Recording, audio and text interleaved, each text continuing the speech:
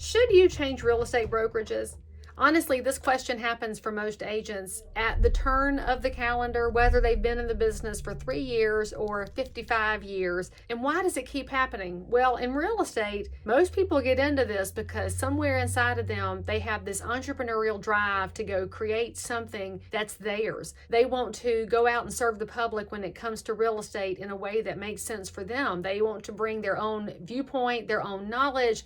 They've got something burning inside of them, which means that every year there's this question of, am I in the right place to do these great things that I mentioned when I got my real estate license? Now, when you start thinking about changing brokerages, the first thing you have to ask yourself is, what exactly are you trying to accomplish with your real estate business? If you are stuck in a rut and you just can't seem to get out of that rut, is it really the brokerage's fault or is it you? This is just a moment for you to have some reflection on why your business isn't doing what you want it to do. Now, it could be that there's not a values fit. If the way that you treat your clients is not how your firm approaches the client experience, that's a mismatch of values, and that's a yes, it's time to move. Now, if it's about the money, then something's gone sideways, because none of our relationships, whether in business or in life, should always revolve around money. Money should be an after effect of how the values system works. So if you're not happy with the dollars, you go to the brokerage where you are and have a very open, honest conversation about how you think it should be structured, while understanding that if they say no, you may have just given yourself permission to separate and go find another brokerage. Sometimes that brokerage misfit has to do with the way that the market is being approached. If you are an agent who does primarily multifamily, you probably shouldn't be with a residential firm. If you are somebody who does primarily residential and you want to go start a division at a commercial firm, maybe that works, maybe not, but that could be a misalignment. You want to think about how this is supposed to work. All that being said, maybe it's the size that's bothering you. In real estate, there's a desperate need for connection. In fact, I'm pretty sure that's why some realtors get into this, because they want to build that connection with buyers and sellers, and maybe it's to replace something at home, and maybe it's just because they really, really want to build their circle of people up. And that personal connection is amazing. It allows us to serve better in that practice of day-to-day real estate. However, when you get into a brokerage, it is gigantic. Is there a way to still build that connection with your peers in that firm? Some firms have built that up. They have tiny pods inside the firm, and they have text threads, and there's people that connect. So the size may still allow for smaller groups, but sometimes that size just creates more disconnection. And if you're the person who needs to have somebody know your name and check in on you, the size could absolutely matter. Now, all of that to say, I can't tell you what your best fit is. I can't tell you whether or not you should make that call. And I know that you came to this video looking for some magic answers from this side of the camera, and you're not getting that today. What I want you to ask yourself is, where are you free to serve in the best way possible? And when I say free to serve, I mean free to serve in the way that makes sense for you. If you're somebody that wants to create a more personalized experience and you only want to serve 12 clients a year, so you don't want to be big, then you better be at a brokerage that says it's cool to have smaller goals that are personal to you, and not be at a firm that says it's dollars and volume against all else. But if you're the person who says, man, I want to be number one, I'm trying to get there, you've got to make sure you're at a brokerage that's going to support you in chasing those really competitive goals, because it's all possible. At the end of the day, that's the coolest thing about real estate. You can pick a different outcome for yourself than somebody else does. The brokerage should support either one. As a broker, my job is to find out what matters to my agents and help them chase that. And if they're not hitting it, we might reset the goals and we might just chase it a different way. But it's not the size of the brokerage that matters. What matters is the values fit. Now, I'll also point out communication can be a big factor in making this decision. If you're an agent who needs to talk to your supervising broker every day, then when you're interviewing, you better ask that broker if you can talk to them every day. There are some of my agents that I talk to more frequently than others, but it's based on what they need,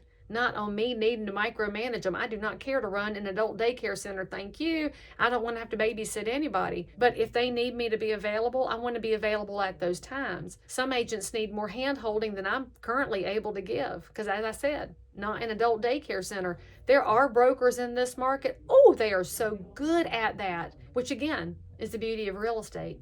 As an agent, you get in to build your own future. And as brokers, we want to build a variety of companies in the marketplace to fit all the different kinds of agents in the markets that those agents serve. It's the beauty of a highly competitive business. There's literally a butt for every saddle. Now, the other question that's often asked in this decision making about brokerages has to do with brand, and does the brand matter?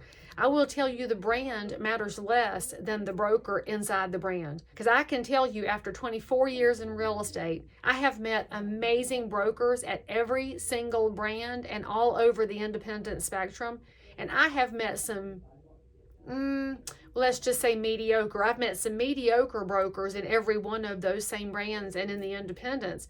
It's not about the brand. It's about who's in your market willing and able to serve. And so when you go on an interview with a broker and you're an agent who's thinking about changing, I'm going to challenge you to go also talk to that broker about what you bring to their brokerage. It's got to be a two-way street. It's not just about what the broker does for you. It's about what you bring to the broker. Do you bring access to a different demographic in the area? Do you bring a knowledge base from your prior professional life that's impactful? Do you bring relationships with elected officials? Is there something really unique about you that would benefit everyone in that brokerage? Bring that to the conversation. A good broker is going to listen to you and is going to say, man, I would love for this agent to come round out my team. Make everything a two-way street. At the end of the day, that's what makes real estate work for so many people. You get to build that two-way street with your buyers, with your sellers, and also with your broker. And just know this, if you're an agent and you've hit the point where the two-way street doesn't exist, it might be time for you to separate and go on.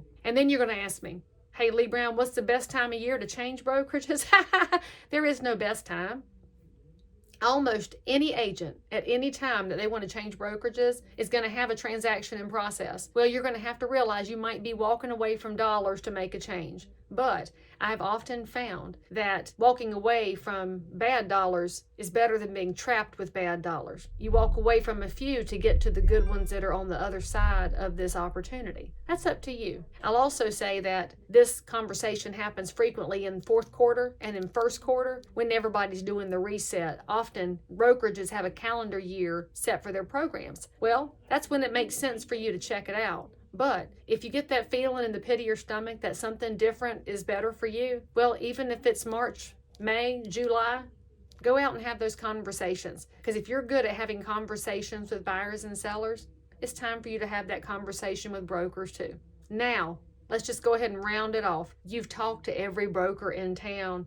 Nothing feels right. Again, it's the beauty of real estate. Maybe, just maybe, it's time for you to hang out your own shingle. And before you do that, here's my homework assignment to you. Go call several of your past clients. Talk to those people who have engaged you as their real estate professional and ask them why they chose you. Or even better, ask them how they recommend you to their friends and family. When you start to understand what you bring to the marketplace through the eyes of those who chose you, you're probably going to see the answer in how you leave to open your own shop and what the values and mission statement of that shop are going to look like. Frankly, it's part of why I opened this small independent brokerage a few years ago. It was just time. My clients gave me the strength and the permission, and then my agents have given me the strength and the permission to help them grow too. And it's not on anybody else's time frame except yours. So go lean into the best of real estate by finding your best pathway of service, and then go do something great. If it's with a broker, that's amazing. If it's with a new broker, that's amazing.